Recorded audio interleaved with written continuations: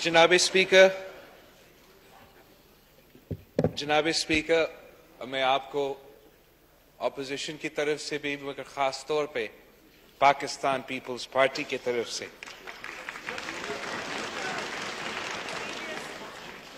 मुबारकबाद देना चाह रहा हूं। आज आप स्पीकर भी बन चुके हैं और मुझे यकीन है कि जैसे कायदे अवाम शहीद जुल्फ़िकार अली भुट्टो ने शहादत कबूल की, मगर इस आइन का, इस पार्लियामान का दिफा किया, जिस तरीके से शहीद मोहतरमा बेनज़ीर भुट्टो ने शहादत कबूल की मगर जमहूरियत पे आंच नहीं आने दी, जिस कुर्सी पे आप आज बैठे हो इसका तौहीन हुआ है, जिस पार्लियामान के हम हिस्से हैं कुछ सालों से और ख़ास तौर पे पिछले महीने में और चंद दिनों में जिस तरीके से इस हाउस का के साथ एक मजाक किया गया, पूरी दुनिया के सामने, ना सिर्फ ये पाकिस्तान की इमेज के लिए मगर हमारा जमहूरियत के साथ जो नामुनासिब, मैं ढूंढ रहा हूं पार्लिमानी अल्फाज जनाब स्पीकर, बड़ा मुश्किल से मिल रहे हैं कि मैं पार्लिमानी अल्फाज इस्तेमाल करते हुए ये अवाम किस तरीके से हमारा आइन के साथ खेला गया, किस तरीके से आइन है पाकिस्तान जिस पे हर पाकिस्तानी का फर्ज है कि हम इस आइन का दफा करे। हम अपने आप को मुहिब वतन पाकिस्तानी नहीं कहलवा सकते हैं जब तक हम आइन का दफा करें। और इस वक्त कायदे, मैं यूनाइटेड ऑपोजिशन कहने वाला था, अब तो हम यूनाइटेड हुकूमत है। यूनाइटेड हुकूमत का सबसे पहले बड़ा कामयाबी ये था कि हमने सिलेक्टेड वजीर आजम को,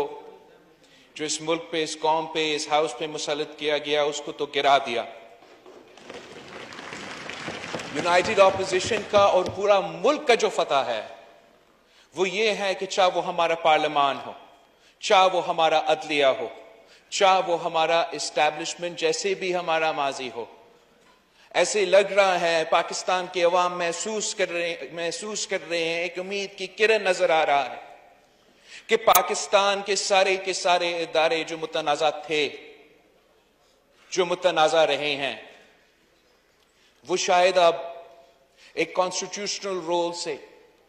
एक कंट्रोवर्शियल रोल से, कंट्रोवर्शियल किरदार से ट्रांजिशन करते हुए आईनी और कॉन्स्टिट्यूशनल किरदार की तरफ बढ़ रहे हैं।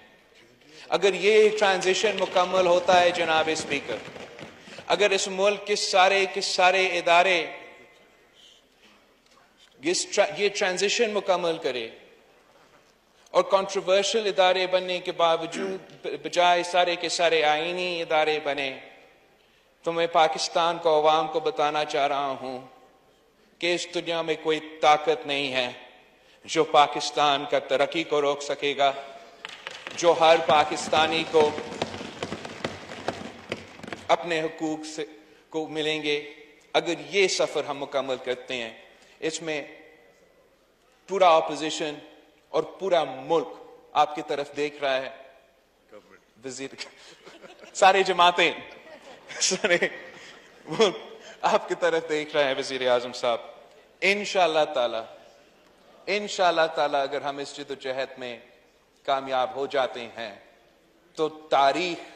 आप सबको याद करेंगे। आखिर में जनाब स्पीकर, आपको हमें रूल्स का समझाना पड़ेगा। पूरा ऑपोजिशन ने एक रेजोल्यूशन साइन किया है, अगर आप इजाजत दें मैं वो पूरा गवर्नमेंट ने के पार्टीज ने,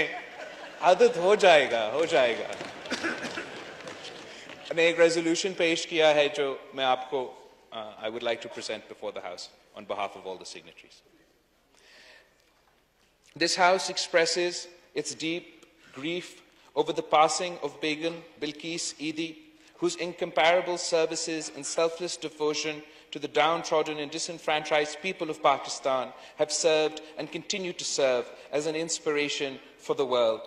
This House acknowledges that philanthropists like Begum Eidi are a blessing for the nation as she worked tirelessly besides her illustrious husband for over 50 years, building and running charity hospitals, orphanages, and mortuaries without seeking any laurels. This House appreciates that through her single-handed efforts, Begum Eidi managed to save more than 16,000 orphans, and she arranged for their adoption, blessing thousands of childless families in this process.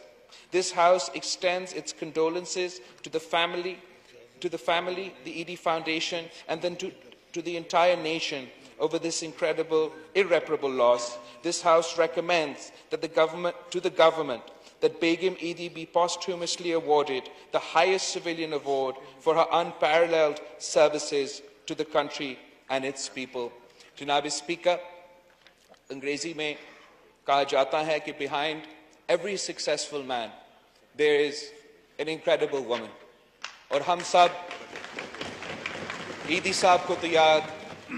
करते हैं और आज हम बेगम बिल्किस ईदी को भी